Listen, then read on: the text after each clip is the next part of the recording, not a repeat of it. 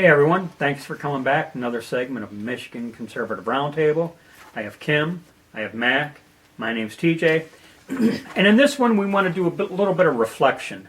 Unfortunately, a year or so ago, when we made some videos and had some theories and predictions, unfortunately Kim was not present with us at the time those videos were made, but by all means we value her comments and thoughts on what we theorized and predicted back then and what is happening today. And what I mean by that is, and I'm going to reference two videos in particular. If you've missed them, you might want to go back and watch them. March 9th. We'll put the link in the description for both videos.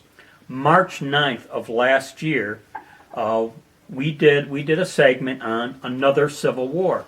And in that, we just kind of had some theories of where we were going to end up, really. September 18th of last year, September 18, 2019, we did another video, and it was titled, Will There Be Blood in the Streets?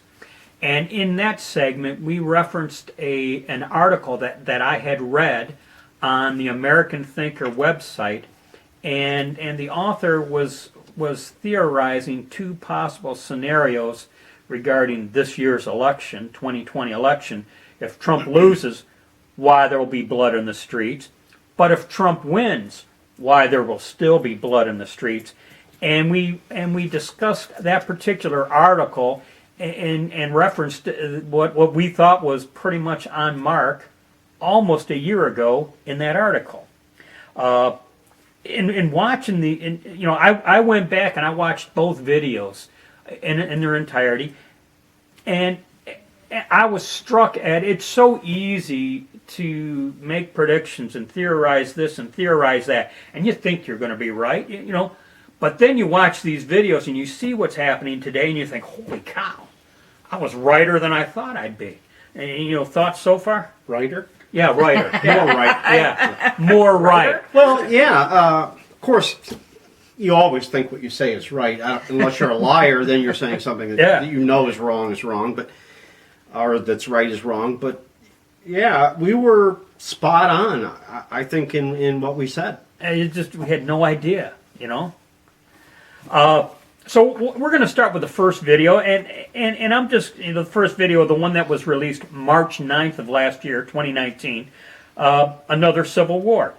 And at the beginning of the video, I mentioned that we were in a state of cold civil war at that time. And I got to tell you, I'm not convinced it's really that cold anymore. The only thing that hasn't happened is we haven't had any state secession, but that's coming. If they're going to let these Antifa people keep doing what they're doing, and then if Trump loses, they're going to tell us we got to give up our guns. Not happening. The thing is that about half of the states in the United States right now are talking secession of some sort. Some of them are talking about going together, especially if Biden wins. I think you're going to see a whole huge secession movement started. Well, especially if they think they're going to really try to keep their promise to their base about disarming, taking our guns. Yeah. I can't see how it's avoidable. Yeah, it's not just that, though. They have so much. They're supporting terrorist groups. Yep. The left, I'm sorry, Antifa, like I said before, and BLM are terrorist groups. The Democratic Party is supporting those. People are not going to put up with that if they should get into office. In that same video, I theorized at that time what the next Fort Sumter would be, referencing the trigger of the Civil War that occurred back in the late 19th century between the North and the South. All right, and I just kind of questioned. All right, well, what will the Fort Sumter be for us here? And I'm beginning to wonder if COVID-19 might not be that Fort. Might not be the Fort push Sumter that comes to shove. That comes to. And I always say, the shot that's heard around the world.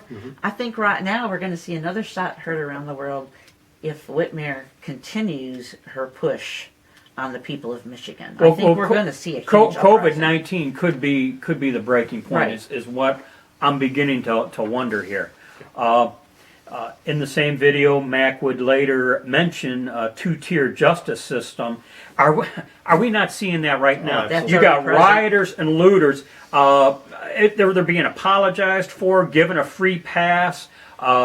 Nothing's happening to them. But then you take something like the St. Louis couple. Well, it's not looting; it's reparation. Yeah. Didn't you know? But then you got the St. Louis couple who's trying to keep a protesting group at bay after they've broken down a metal gate and are trespassing. They're going to charge the St. Louis couple with a felonious assault of some sort. Right there would be a simple example of a two-tier justice system. Absolutely. You know, churches were forced with, and now I'm going back to COVID-19 here, but how churches were forced to close, but protesters were given a free pass.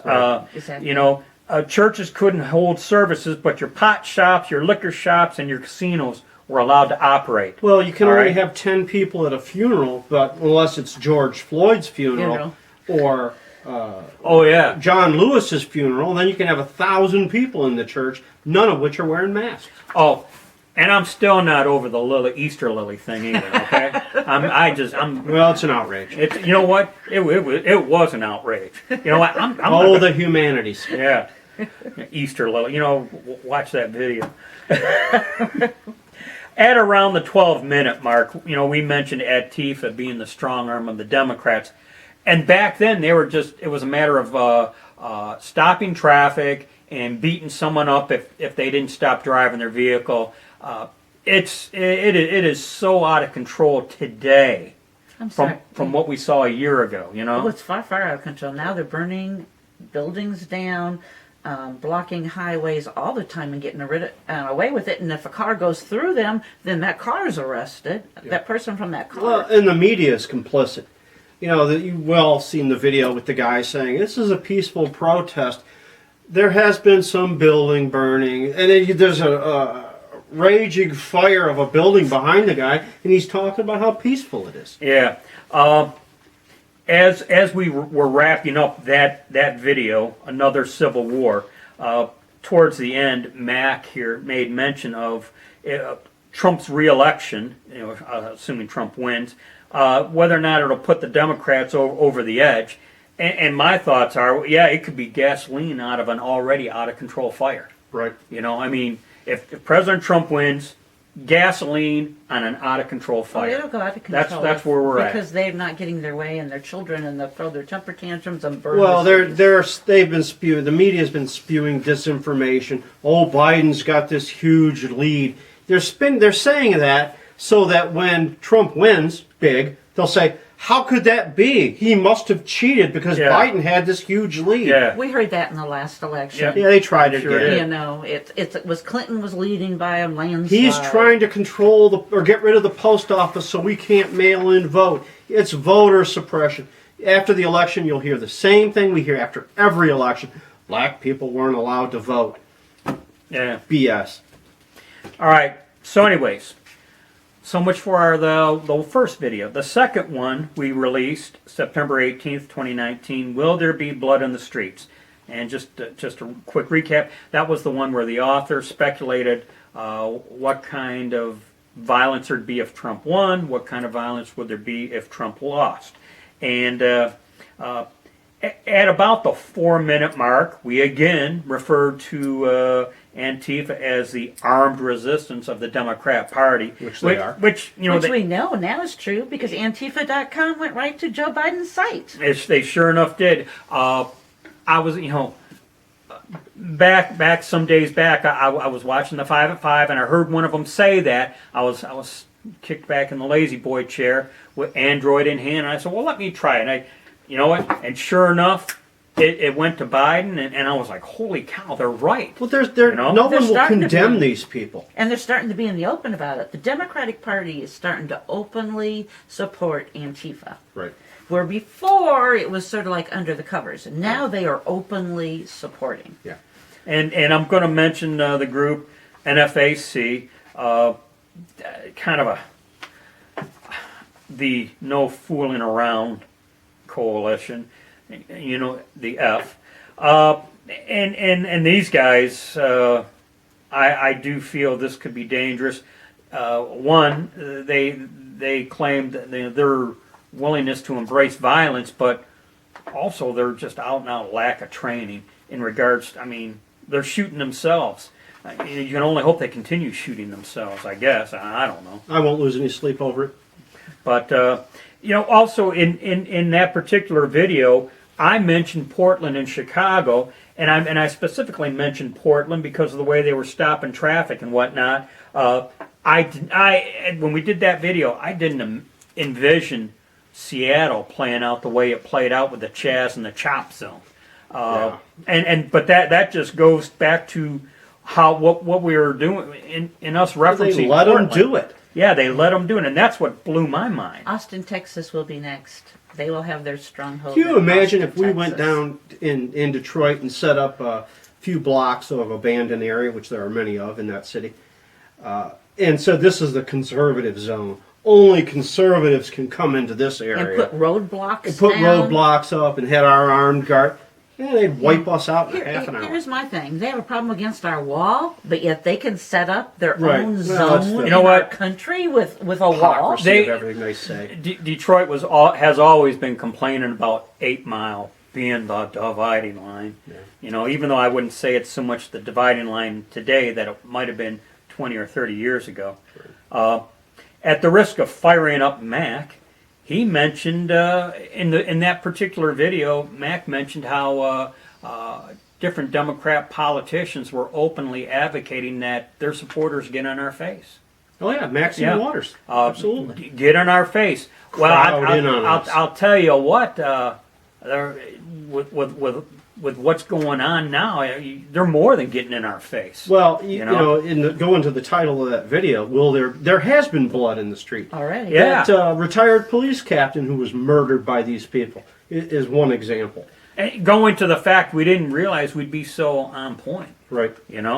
I brought up the possibility of election fraud, voter fraud, and what do we got now? We got the whole debate over mail-in.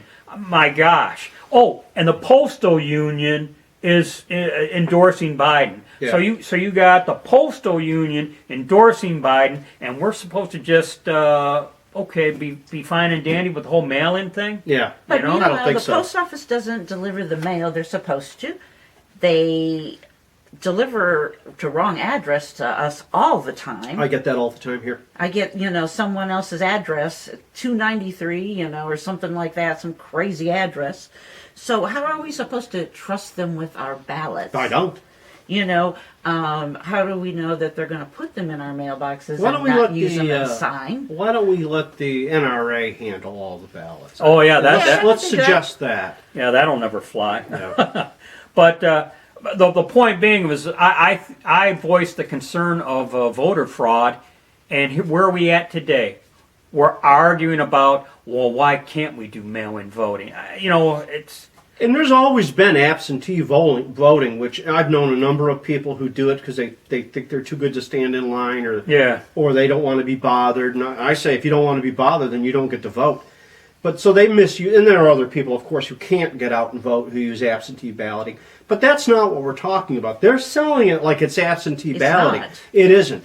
It's the government sending ballots to you, saying you have to vote this way. Absentee balloting is certified and verified. Right. And it must be requested. Yes. This is just sending out because of their addresses they have. I equate it to carpet bombing. Yeah. Which the register. I mean, how do you know that people even live at those addresses anymore? They don't.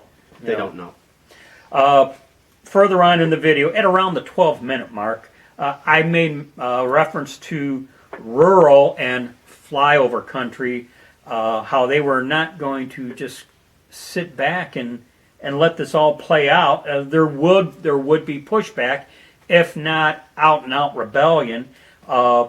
Just in the last couple months, given all the Antifa out of control Antifa activity, you have different cities now farther out that are, if Antifa comes to town, they're not tolerating any of it. You know, they're kind of meeting them in force. Escorting them out of town. Yep. Let's see here. That's all I got. I didn't intend for this to be a "see, I told you so," But we told you so. but you know, and I guess you know what. Sometimes you wouldn't necessarily want to be as right as we were on this. Yeah. You know, I mean, this is something I would have probably been content to say, well, it wasn't as bad as I predicted. Yeah, no, this is worse than we predicted. You know, and I guess that was the message I try to convey in this video here. Final thoughts before we wrap up? No. All right. Thanks for watching, everyone. Hope to see you again. And as always, be safe, watch your six, and don't tread on me.